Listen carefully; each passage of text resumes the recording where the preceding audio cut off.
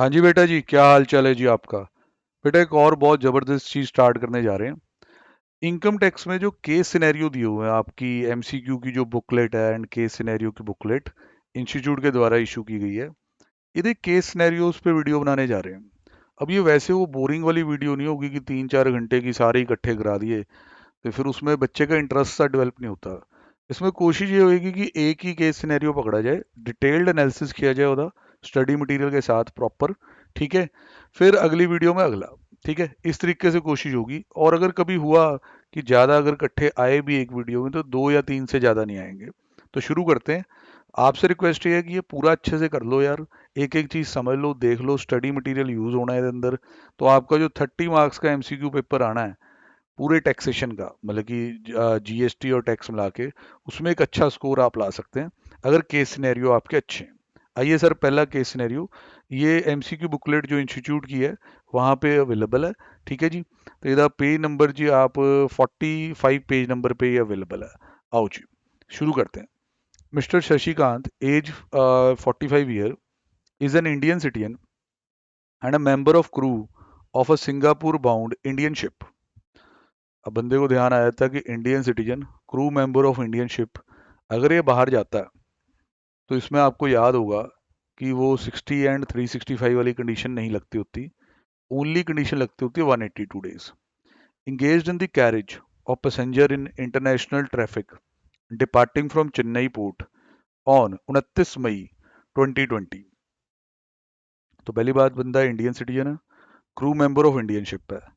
ये एक्सेप्शन होता है सेकंड कंडीशन की। देखो, हमारी रेजिडेंशियल स्टेटस में दो बेसिक कंडीशन होती हैं। एक 182 जो सब पे लगती है, दूसरी क्या होती है कि भी 60 days and 365 during last 4। But इसकी एक्सेप्शन होती है। एक्सेप्शन नंबर 1 क्या कहती है कि if Indian citizen moves out of India for the purpose of employment abroad और as a crew member of Indian ship, तो ये भाई आपने कहानी 60 और 365 वाली नहीं चलानी। फिर उसके बाद, अब जब हम स्टडी मैट में पढ़ते हैं रेजिडेंशियल स्टेटस का चैप्टर, तो उसमें इन केसेस में, मतलब कि जो क्रू मेंबर होते हैं शिप के, इनके केस में पीरियड ऑफ स्टे में क्या चीज़ एक्सक्लूड करनी है, कैसे गिनना है, उस पर एक स्पेशल कहानी दे रखी है। वही यहाँ है। Date entered into the continuous discharge certificate in respect of joining the ship 29 May. Date enter into continuous discharge certificate in respect of signing off this ship 29 December. तो जो ये इतना पीरियड है, इतना जो पीरियड दिया हुआ है, ये तो हम लोग एक्सक्लूड करेंगे। ये पीरियड एक्सक्लूड हो जाएगा, ये स्टे के अंदर काउंट नहीं होगा। फिर इसके बाद लिखा हुआ है कि भाई he stayed in India in last 4 previous year preceding the previous year 2021 for 400 days and for a period of 750 days in last 7 years। बाकी जी उसकी सैलरी, एनआरई अकाउंट, ये सब में आ रही है। सर मैं इस पे ना आपको पहले स्टडी मैट में ले जाऊंगा, ताकि वहां पे आप ये देख लें कि इसके अंदर अप्लाई कौन से वाले रूल होने हैं, ताकि बंदे को पता हो। ठीक है, तो 1 मिनट दे जरा। ये रहा जी रेजिडेंशियल स्टेटस। ये रेजिडेंशियल स्टेटस का अपना होगा स्टडी मैट। क्योंकि मेनली हमारा मोटिव यही है कि थोड़ा क्वेश्चन कवर करें चाहे एक वीडियो में, पर करें अच्छे से। देखो यार, यहाँ पे हमारे पास ये है कंडीशन नंबर 2 कि भाई अगर आप यहाँ 4 साल, पिछले 4 साल में 365 और इस बार 60 के लिए हैं, तो आप रेजिडेंट हो सकते हैं। बट ये इस सिचुएशन में नहीं लगती। Indian citizen who leaves India. ठीक है सर, अच्छे से ये बात तो क्लियर है। पर जब आप इसमें ये स्टडी मैट में जाते हैं और रूल नंबर 126, शायद आपने ये चीज़ पढ़ रखी हो कि ये इस सिचुएशन में पीरियड ऑफ स्टे कंप्यूट करना सिखाता है। तो ये कहता है कि भाई जो डे एंटर हो गया इनटू डिस्चार्ज सर्टिफिकेट और day enter in respect of signing of, यहाँ से पीरियड शुरू कर लो, यहाँ तक ले जाओ। ये पीरियड तो स्टे इन इंडिया माना ही नहीं जाएगा। तो पहले तो इस भाई के ना देखो, पहला पार्ट इन्होंने यही पूछना है, ऑब्वियस है कि रेजिडेंशियल स्टेटस बताओ, उधर आंसर उनसर सब दे रखे हैं। पर पहले हम लोग ये देखते हैं कि भाई ये जो पीरियड है एक्सक्लूड करने वाला, ये पीरियड बहुत ही लंबा पीरियड है। 29 मई से लेके 19 दिसंबर तक का स्टे यहाँ काउंट होना ही नहीं है। तो 29 मई से मैं एक्सक्लूड करना शुरू करता हूँ। मई 31 का महीना होता है, 3 दिन मई के नहीं काउंट होंगे। फिर जून 30, 31 जुलाई, फिर 31 अगस्त, 30 सितंबर, 31 अक्टूबर, 30 नवंबर, ये सब एक्सक्लूड करना है सर। तो 19 दिसंबर इतना पीरियड आपने एक्सक्लूड करना है। करें जी इसको काउंट। 3, 30, 31, 31, 30, 31, 30 प्लस 19, 365 में से 205 दिन तो अपने को एक्सक्लूड करने हैं। ਇਹਦਾ मतलब बंदे का यहाँ जो स्टे है वो सिर्फ 160 डेज का। और हमें पक्का है कि इसे सेकंड कंडीशन हम नहीं लगा रहे। Only condition which is applicable is 182 days. 182 days ये पूरे नहीं कर पा रहा, तो भाई इसका जड़ा आंसर है वो आएगा नॉन रेजिडेंट। तो पहला पार्ट आपसे पूछ रहा था कि बताओ ये क्या है, तो इधर सी पार्ट जवाब दें आप। यहाँ चेक करिए नॉन रेजिडेंट। ठीक है जी, एमसीक्यू बुकलेट में इसका आंसर बिल्कुल सही दे रखा है, नॉन रेजिडेंट हो गया। ठीक है। अब पेपर में कई बार आपकी हैंड आई कोऑर्डिनेशन ज़्यादा अच्छी है कि आप देख लेते हैं कि भी इतने लंबे समय के लिए तो स्टे काउंट होना ही नहीं है, तो ऑब्वियस है गिनने की क्या ज़रूरत है, 182 कहाँ से आएंगे। बट हमें थोड़ा एग्जैक्ट चाहिए था और एक्सेप्शन हमारी क्लियर थी। अब इसके बाद ये कहता है he received a salary of 720 for service rendered outside India. Salary receive हुई for service rendered outside India, तो एक्रूड कहाँ हुई, बाहर। Salary accrues at the place where services are rendered, तो अगर सर्विसेज बाहर रेंडर हुई हैं तो सैलरी एक्रू बाहर हुई। In his NRE account maintain with state bank of India Chennai branch. बस ये पंगा है कि वो सैलरी क्रेडिट एनआरई अकाउंट में हो गई है जो एसबीआई के साथ है चेन्नई में। सर इस पे भी मॉड्यूल में पूरी क्लैरिटी दे रखी है कि ऐसी सिचुएशन में क्या करना है। इसी के आसपास ही है ये क्लैरिटी भी। जब हम रिसीट्स वगैरह की बात करेंगे, मैं आपको एग्जैक्ट यहाँ से ना दिखा के डिटेल में ही चलने वाला हूँ भाई। वैसे तो मैं कह दूंगा कि ये रिसीट इन इंडिया नहीं माना जाता है जी सिचुएशन में, बट सर दिखा कहाँ है, क्यों हम ऐसा कर रहे हैं, ये आ गया सर। ये देखो, clarification regarding liability to income tax in respect of non-resident seafarer receiving remuneration in NRE account, income by the way of salary received by non-resident, अपना बंदा non-resident है, seafarer for services rendered outside, बाहर, on a foreign going ship, चाहे Indian हो चाहे foreign हो, received into NRE bank account maintained with Indian bank shall not be included in total income। तो ये बात बिल्कुल क्लियर कि ये सैलरी हम यहाँ टैक्स नहीं करेंगे, ये यहाँ टैक्स नहीं होने वाली। ठीक है। अब देखो कितने डीप अंडरस्टैंडिंग चाहिए एमसीक्यू के लिए, हर बार ये बात कहते हैं हम। He also finished the detail of other income earned by him during previous year 2021. Dividend declared in the month of April 2020 by X Limited, a Singapore company. Singapore based company है, dividend declare किया है। अब same was received by in Singapore. Sir बाहर की company बाहर ही dividend declare कर रही है, बंदा बाहर ही रिसीव कर रहा है, तो एक्रूड भी बाहर रिसीव्ड भी बाहर। ये भी इसके पास तो टैक्सेबल नहीं होने वाला, कोई बंदा अपना नॉन रेजिडेंट है। आर प्लस ओ आर होता तो बात कुछ और होती। Income from agriculture land in Pakistan taxable रहेगा, इंडियन एग्रीकल्चर नहीं है। रिसीव्ड इन इंडिया, लो बेटा लगेगा टैक्स, 100% लगेगा टैक्स, क्योंकि रिसीव्ड इन इंडिया हो गया, चाहे नॉन रेजिडेंट है टैक्सेबल रहेगा। सेक्शन 5(2) के अकॉर्डिंग स्कोप ऑफ इनकम में आएगा। Rent receive from house property in Chennai. Sir rent है चेन्नई में, हाउस प्रॉपर्टी इंडिया में एक्रू होएगा, 30% लेस करना ना भूलिएगा। स्टैंडर्ड एक्शन भाई की बनती है, 252 रह गया। तो ये और ये दो टैक्स अभी मैंने कर दिए। Based on the facts of the scenario given above, choose the most appropriate answers.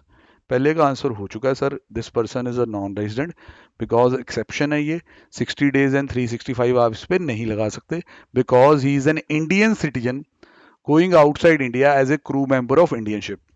और रूल 126 के अकॉर्डिंग पीरियड ऑफ स्टे जो एक्सक्लूड करना होता है वो काफ़ी लंबा था, और भाई 182 नहीं आए।